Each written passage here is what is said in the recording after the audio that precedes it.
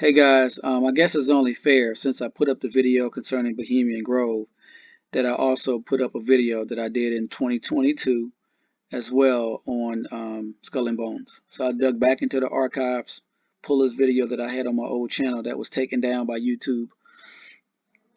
So when it comes to Skull and Bones, you guys are a little bit familiar with them because of George Bush and John Kerry running against each other for president. One was a Democrat, one was a Republican, and it really didn't matter who won. A Skull and Bones member would be president, and it would be good for the secret society world. But that's the same way it is today. Doesn't matter if you vote for a Democrat or Republican president, the New World Order and the great work still will continue on. When it comes to bloodlines, you guys may not be aware, but there are 13 Illuminati bloodlines. Out of those 13 bloodlines, about 4 families control America. Many people only think about the Rockefeller or the Carnegie or the Rothschild bloodlines. That's the only bloodlines that they may think about. But if you saw my video with John Todd, he's from the Collins bloodline, which is a very powerful bloodline. But also another bloodline that's powerful in America is the Russell bloodline. Now there's a guy by the name of Charles Huntington Russell. And this guy created the Skull and Bones. Not only did that guy create the Skull and Bones, that guy is also the founder of the Republican Party. Yes, the Russell bloodline founded the Republican Party. One of the members from the Russell bloodline, his name was Charles Taze Russell, and he created the Jehovah's Witnesses. And so it's all connected. All those groups, at the end of the day, stand against Jesus Christ and his deity. But let's go ahead and cut to the video. I hope you like it. Leave a comment, like, share, subscribe. Talk to you guys soon. Take care.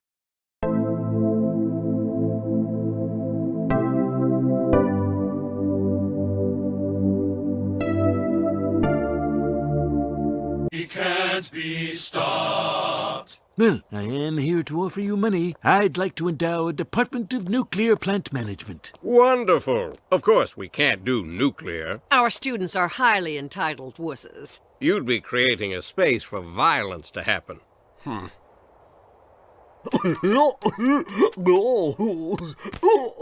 Release me, you hound. Oh, yeah. What's happened to this place? Yeah. Yeah.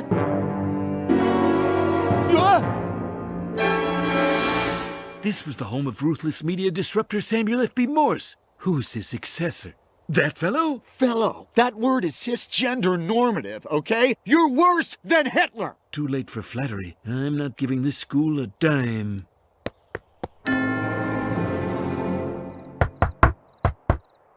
Former bonesman. Living or dead? Living, but you'd better hurry.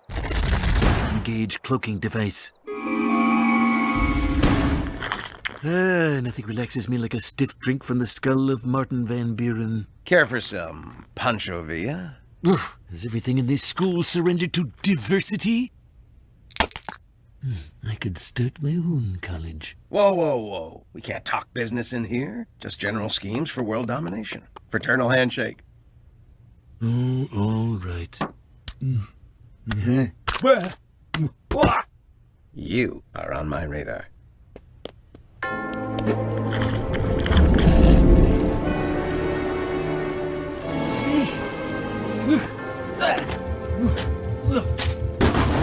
What you doing, Mr. B? I never want to see the word Yale again. We're changing all our locks to Schlage. To be honest, I'm thinking of starting my own college. A for-profit college? Hey everyone, welcome to the channel. Today we're going to discuss Skull and Bones. Also, please don't forget to like and also click on the bell notification icon so you can be made aware when a new video pops up on the channel.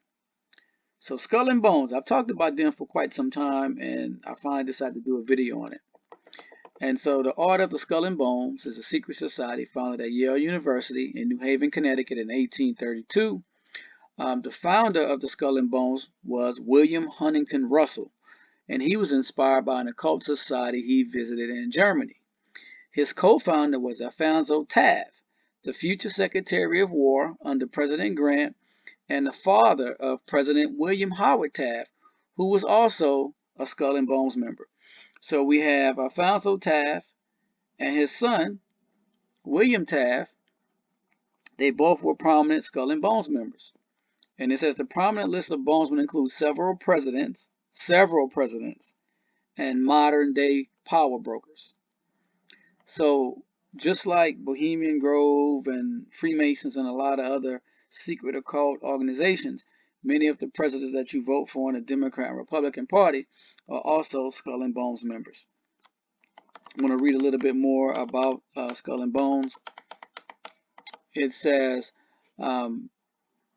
famous Skull and Bone members include President William Howard Taft, George H.W. Bush and his son, George W. Bush, the founder of Time magazine, Henry Luce, former Secretary of State and presidential hopeful John Kerry, Fortune 500 elites and CEOs, and members of the CIA.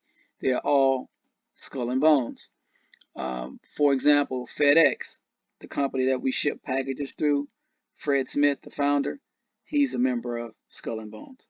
A lot of these companies that we use on a day-to-day basis, a lot of their presidents, CEOs, and founders are also Skull and Bone members. And everything is just so connected. Most of the people at the top, as I said, many a times, are Luciferians. They're part of these Luciferian societies, and they control things, and it shall remain that way. Skull and Bones also uses this symbol here, Skull and Bones 322, and the skull and the crossbones represent death, and the 322 represents eternal life. And so if you open up your Bible to the book of Genesis and you read Genesis 3:22, it's the same lie that the serpent was trying to convince Adam and Eve, is that he will give them the ability to live forever and become gods.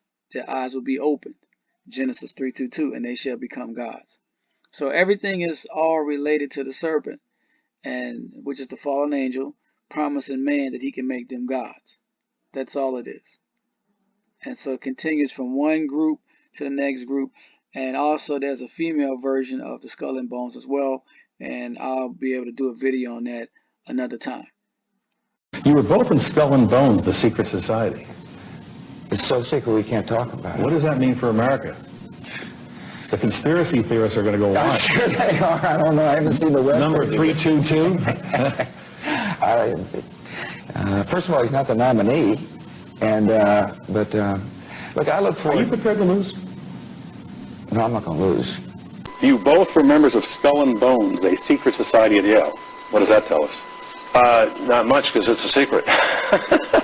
Is there a secret handshake? Is there a secret code? I wish there were something secret I could manifest. 322, a secret number? There are all kinds of secrets, Tim, but one thing is not a secret. I disagree with this president's direction that he's taking the country. We can do a better job, and I intend to do it. And we'll be watching. Be safe on the campaign trail. John Kerry, thanks for joining us. And we'll be right back. Convention, and no doubt you'll be hearing about all the differences between John Kerry and George W. Bush. But we've discovered they do have something in common. During their respective college days at Yale, they both belonged to a group called Skull and Bones. Les Trent tells us about this secret society. I find it absolutely staggering that the two main presidential candidates come from this same secret society. You may think that George W. Bush and John Kerry have little in common, but both men count themselves as members of Skull and Bones, Yale University's oldest and some say most elite secret society. Alexandra Robbins is the author of Skull and Bones. The only purpose of Skull and Bones is to get its members into positions of power and then to hire other members. Bush and Kerry are just two of a virtual who's who of the nation's rich and powerful who have been so-called bonesmen. Yet Skull and Bones remain shrouded in secrecy. I know people have tried to pry open the secret, but not today. Don Ettrup, an L.A. criminal defense attorney, has been a friend of President Bush's since they were reportedly Bones brothers together at Yale. He says Bush keeps in touch with his fellow members, but won't say more. It really is a matter of privacy. And my understanding is that Senator Kerry also feels very much the same. You knew he couldn't talk about it. You knew if you asked him, he'd have to leave the room, so why would you bother to ask him? Harvey Bundy, a portfolio manager in Chicago, was Senator John Kerry's roommate at Yale, but not a member of Skull and Bones. Bundy admits, though, that he wasn't surprised when Kerry, seen here in his Yale days, was tapped for the secret society. They pick predominantly leaders on campus and people who they think are going to be future leaders. And, they pick pretty well. Origin. The beginnings of this secret society can be traced back to Yale University in New Haven, Connecticut. In 1832, Skull and Bones founders Alphonso Taft and William Huntington Russell created the secret society in response to Russell's lack of invitation to the academic society Phi Beta Kappa. From then on, more secret societies would begin to sprout up in thanks or as a counter to the popularity of Skull and Bones. The founders of the society, Scroll and Key, created the organization for reasons similar to Russell and Taft, but this time due to being excluded from Skull and Bones. These secret societies grew in power over the next century, with Skull and Bones and Scroll and Key running the roost at Yale for the next 41 years before other secret societies would attempt to enter the fold. However, by then Skull and Bones and Scroll and Key were too far established. Any challenging organizations would either end up settling with a lesser status or fall apart as their potential members would be tapped by the two senior secret societies instead. This issue is no longer a problem at Yale, as many organizations coexist today with hundreds of secret society members-to-be being tapped annually. Number 9. Rituals. Near the time of commencement each year, a day was designated on campus as Tap Day, the day in which seniors would choose juniors to join their secret society. This process incorporated hundreds of male students escorted by women. Together, they viewed a ceremony in which seniors would ask individual juniors to visit their room, where an invitation would be found. These invitations were almost never rejected. This style of ceremony, with juniors gathering in a courtyard in hopes of being chosen, continued until the 1950s. However, simply being picked or tapped to join the secret society isn't enough to get you in. Partially responsible for the mysterious aesthetic surrounding the group, rituals and ceremonies play a huge role in evoking and proving loyalty to Skull and Bones. Some of the society's initiation ceremonies that have been recounted include lying in a coffin to symbolize a rebirth of sorts, the sharing of new members' entire sexual histories, and nude mud wrestling. Recent reporting has shown modern initiation rites have strayed quite a bit, with many of the society's outings prior to Tap Day being little more than pranks and stunts. This has caused the public image of the society on campus to be more akin to just another fraternity, in some regards. However, its legacy can't be shed that easily, and the famed reputation and rumors of the Skull and Bones rituals continue to circulate today. Number 8. Bonesmen. Though the society has grown and changed in the nearly 2 centuries since its inception, its potential to attract a who's who of celebrities, politicians, and leaders has remained relatively consistent. Referring to themselves as Bonesmen, the members that make up these ranks range from Academy Award-nominated actors to the father of American football.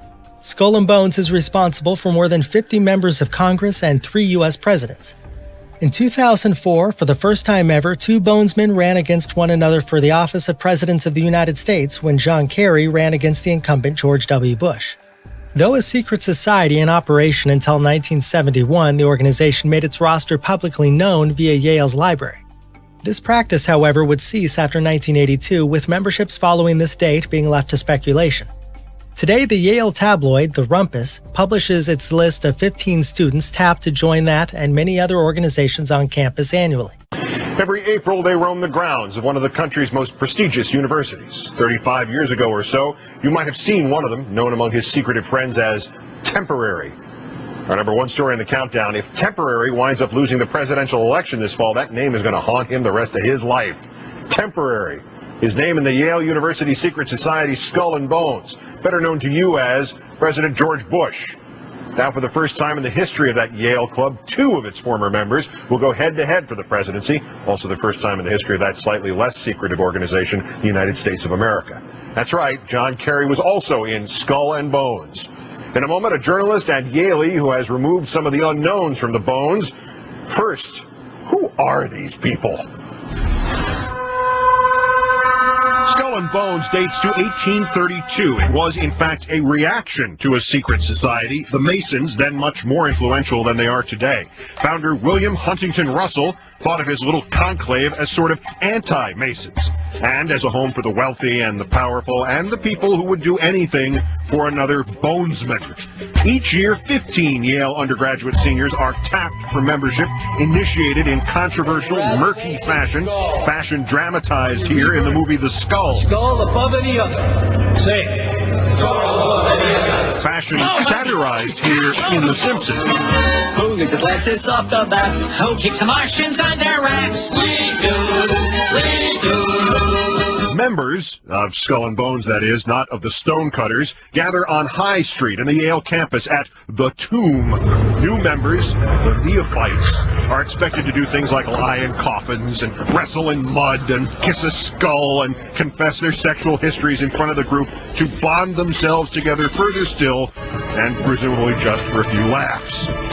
Once you're in, you're in. Skull and Bones is for life. Talking about Skull and Bones is for others. And there are a lot of bonesmen who did not talk, but did succeed. Henry Luce, who created Time Magazine and all its cousins. Harold Stanley, founder of Morgantown. Henry Louis Stimson, the Secretary of War under FDR and Truman. William F. Buckley. Averill Harriman, longtime governor of New York. And then there are the presidents. William Howard Taft, whose father Alfonso had helped found the group, and whose son Robert was a senator.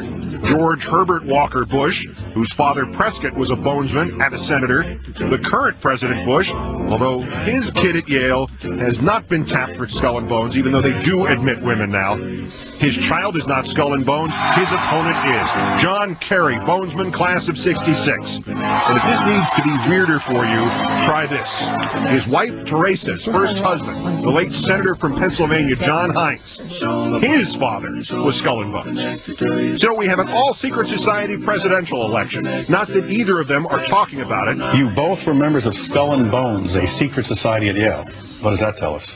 Not much, because it's a secret. You were both in Skull and Bones, the secret society. It's so secret we can't talk about it. One a Democrat, one a Republican, miles apart on the issues, but both rooted in the same secret Yale society. Which raises the question, how exactly is the Bush bone connected to the Kerry bone? Them bones gonna walk around.